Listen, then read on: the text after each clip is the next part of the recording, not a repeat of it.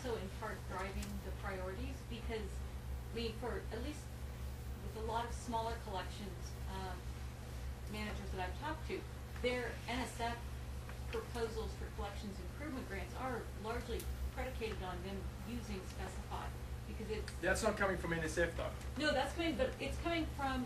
Actually, there is word in the community that if you put Specify into your NSF proposal, it'll give you a better chance of getting money. Whether that is true or not, I don't know. No, but Specify are not the ones that are, NSF are not the ones that are saying, but I'm saying this is the databasing system that we support by any stretch of the imagination. No, but in terms of the reviewers and people in the broader scientific community who are looking at these grants, they're saying that. And individual, I believe, especially biological databases, has strongly supported it. So,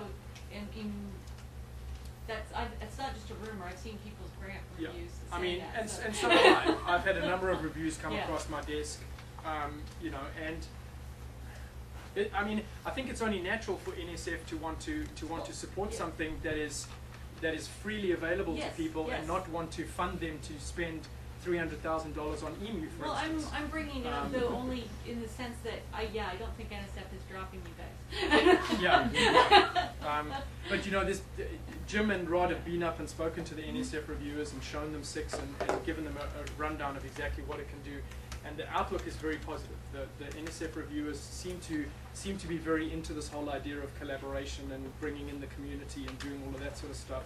And the whole open source infrastructure and the fact that it's freely available to anybody who wants to use it, etc., are all ace cards in our hole, so to speak, in terms of making sure that NSF is going to be willing to fund us again in the future. But nothing's a guarantee. They could turn around at our next grant cycle and say no more money, and then I go back to being 100% collection manager. So I'm not worried. They're the ones that should be worried. Yes. Quick question. Do you have a process for encumbering data, and is your query builder open to every column in the table, or is that restricted for certain users? You can restrict it for certain users if you want to, but the query builder will essentially go through it's designed to show you every field that you have active on any of your forms. So it's not going to show you every field, because you obviously don't want to be querying on fields that you can't see on your forms.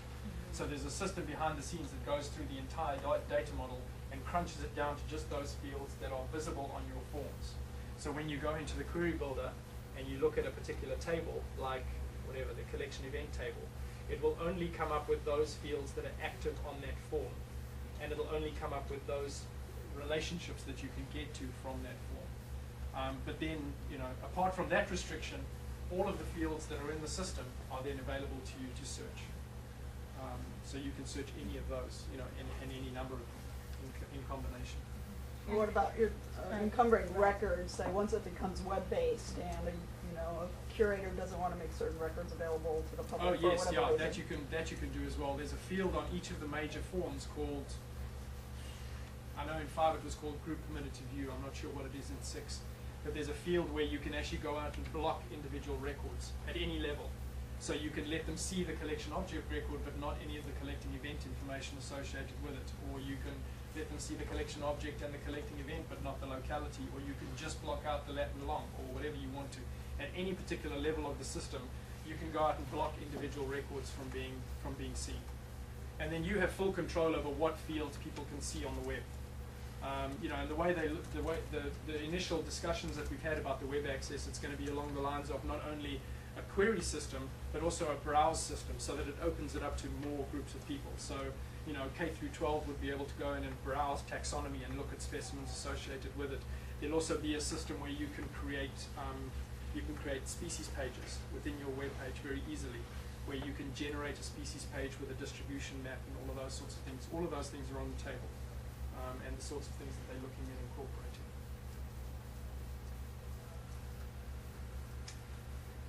Okay, well, I think that is a great place to stop the first part of the meeting. Letty, thank you very much.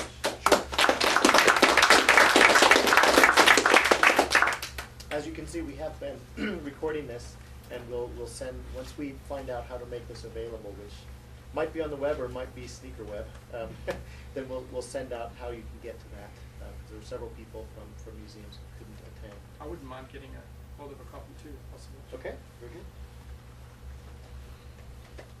All right, thanks. So then people who need to leave now, we'll take a couple of minutes, and people who wanted to stick around and ask some additional questions for half an hour can do so. Sorry, I hope I didn't move around too much and move out. I saw you moving the camera.